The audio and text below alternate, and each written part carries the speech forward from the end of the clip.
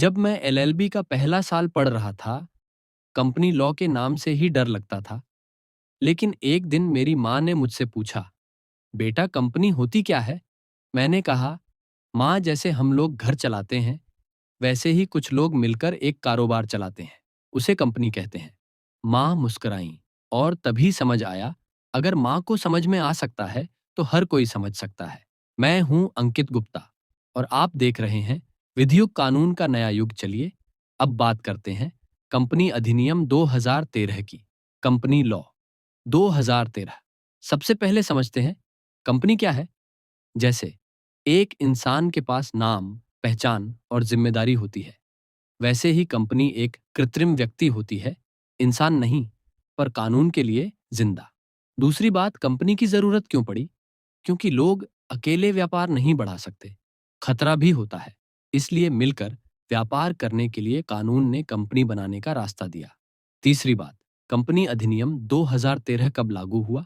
तो यह 29 अगस्त 2013, जो कि पुराने 1956 अधिनियम की जगह आया। नया भारत, नई सोच, नया कंपनी लॉ। चौथी बात, एमओए और एओए क्या है? जैसे इंसान का जन्म प्रमाण पत्र और स्कूल का नियम होता है, वैसे ही एमओए का मतलब कंपनी का जन्म दस्तावेज और एओए का मतलब कंपनी का रूल बुक। पांचवी बात, कंपनी के प्रकार। इसको एक कहानी से समझते हैं। राहुल एक छोटा व्यापार शुरू करना चाहता था अकेले, तो उसने बनाई ओपीसी, वन पीरसन कंपनी। फिर उसके दोस्त अमन और सोनी जुड़े तो बना दी प्राइवेट कंपनी। व्यापार बढ़ा और अब जनता से पैसा चाहिए, तो बन गई पब्लिक कंपनी। लेकिन उनका भाई विवेक समाज सेवा में था, तो उसने बनाई सेक्शन 8 कंपनी। छठवीं बात, आरओसी क्या करता है? हर कंपनी का जन्मदाता और संरक्षक कंपनी की फाइल आरओसी के पास होती है। सातवीं बात, डायरेक्टर कौन होता है? जैसे कार का ड्राइवर दिशा देता है, वैसे ही डायरेक्टर कंपनी को चलाता है। आठवीं बात, लिमिटेड लायबिलिटी क्या है? अगर कंपनी को नुकसान होता है, तो मालिक को सिर्फ उतना ही देना होगा जितना उसने निवेश किया है। घर जमीन नहीं बिकेगी, जो लगाया उतना ही जाएगा। अब बात करते हैं कि आपके एग्जाम में कैसा प्रश्न पूछता है। तो देखिए, पहला प्रश्न, कंपनी क्या है? इसकी कानूनी प्रकृति और विशेषताएं समझाइए। उत्तर, मान लीजिए राम, श्याम और राधा मिलकर कोई व्यापार शुरू करना चाहते हैं। वो चाहते हैं कि व्यापार बड़ा हो और नुकसान होने पर उनकी निजी संपत्ति जैसे घर जमीन न बिके। तब वो लोग एक कंपनी बनाते हैं, जो एक कानूनी रूप से अलग व्यक्ति होती है। कंपनी क्या है? तो कंपनी एक कृत्रिम कानूनी व्यक्ति है, जो कानून के अनुसार जन्म लेती है और अपने नाम से संपत्ति रख सकती है, मुकदमा कर सकती है और मुकदमा झेल सकती है। इसकी मुख्य विशेषताएं: एक, कृत्रिम व्यक्ति, इंसान नहीं, लेकिन कानून में इंसान जैसी है। जैसे स्कूल में एक बच्चा नियमों से चलता है, वैसे ही कंपनी। दूसरा, पृथक कानूनी अस्तित्व, कंपनी और उसके मालिक अलग अलग माने जाते हैं। उदाहरण, अगर कंपनी पर केस होता है तो मालिक पर नहीं होता। तीसरा, सीमित दायित्व, नुकसान में मालिकों की जिम्मेदारी केवल उनके लगाए हुए पैसे तक होती है। चार, स्थायित्व, परपेचुअल सक्सेशन, कोई मालिक मर भी जाए तो कंपनी चलती रहती है। उदाहरण, अमूल कंपनी के संस्थापक नहीं है, पर कंपनी आज भी चल रही है। 5, कॉमन सील, कंपनी के हस्ताक्षर की तरह होती है। छठा, हस्तांतरणीय शेयर, कंपनी के शेयर एक से दूसरे को दिए जा सकते हैं। दूसरा प्रश्न, एम ओ ए और ए ओ ए क्या होते हैं? दोनों में अंतर स्पष्ट कीजिए। उत्तर, जैसे किसी स्कूल का प्रोस्पेक्टस और रूल बुक होता है, वैसे ही कंपनी के पास भी दो दस्तावेज होते हैं। एक है M O A, memorandum of association, और दूसरा AOA, articles of association. MOA, बाहरी संविधान। कंपनी का जन्म दस्तावेज कंपनी क्या कर सकती है, यह बताता है। एमओए के बिना कंपनी नहीं बन सकती। इसमें नाम, उद्देश्य, पूंजी जैसे क्लॉज होते हैं। एओए, आंतरिक नियम, कंपनी के काम करने के नियम कैसे ट्रांसफर होंगे, मीटिंग कैसे होगी, आदि। तीसरा प्रश्न, कंपनी के प्रकारों की विस्तार से व्याख्या कीजिए।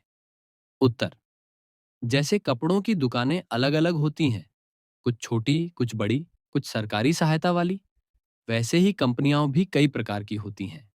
इसके मुख्य प्रकार: एक, एक व्यक्ति कंपनी, ओपीसी केवल एक व्यक्ति द्वारा बनाई गई कंपनी एक्स रमेश अकेले व्यापार करता है तो वो ओपीसी बना सकता है।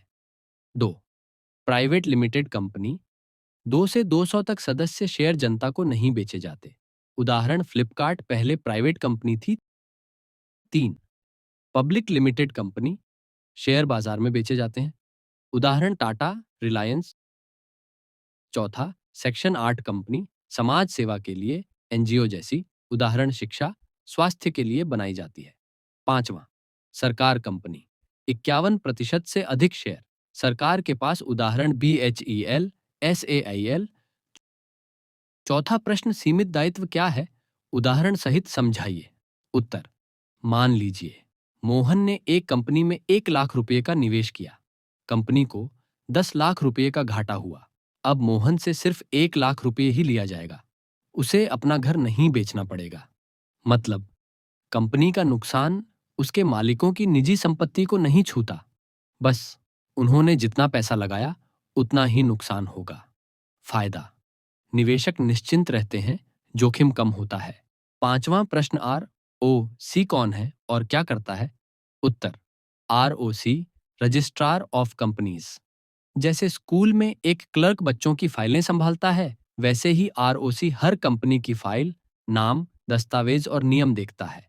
कार्य: नई कंपनी का पंजीकरण, नाम का अनुमोदन, MOA और AOA की जांच, एनुअल रिटर्न जमा कराना, गलती होने पर नोटिस भेजना। 6वां प्रश्न निदेशक डायरेक्टर कौन होता है, उसकी भूमिका बताइए। जैसे ट्रेन का ड्राइवर गाड़ी चलाता है, वैसे ही कंपनी का डायरेक्टर उसे चलाता है। डायरेक्टर का काम नीति बनाना, कंपनी का प्रतिनिधित्व, शेयर होल्डर की रक्षा, अर्निंग का निर्णय, नियमों का पालन कराना। कंपनी सिर्फ व्यापार नहीं है, ये भरोसे का नाम है और कानून उसी भरोसे को संभालता है। अगर आपको यह वीडियो परीक्षा और जिंदगी दोनों में मददगार लगा हो तो लाइक, कमेंट और विधियुग कानून का नया युग को सब्सक्राइब जरूर करें। मैं हूं एडवोकेट अंकित गुप्ता। फिर मिलेंगे एक